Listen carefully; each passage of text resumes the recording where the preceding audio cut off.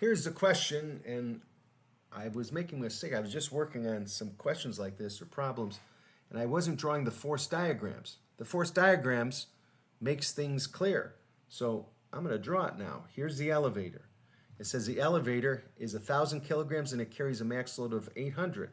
So the total mass of that elevator with its max load is 1,800 kilograms. A constant frictional force of 4,000 newtons retards motion upwards. Well, friction force works against the motion. Retards means works against it, like something that's fire retardant works against fire. So the frictional force is 4,000 newtons. And then there's a gravitational force. What's the gravitational force? Mass times acceleration. That's 1,800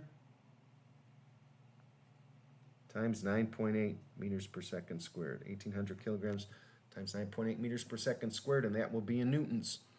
So the applied force, or the force that the motor has to put in that's going to be determining the power,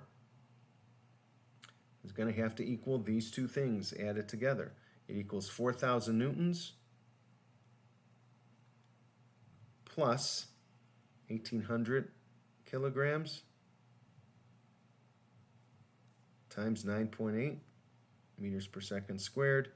And I'll look at my old handy Desmos calculator, and that comes out to 21,640 newtons.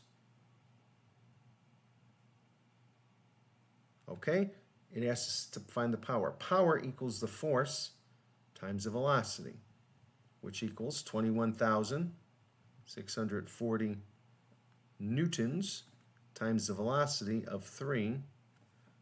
Let me expand that so I can fit the units in.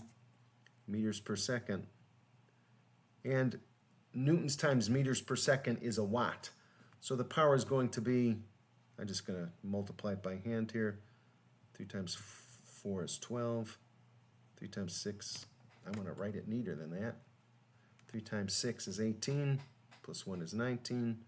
3 times 1 is 3, and 1 is 4. 3 times 2 is 6. So 64,920 watts.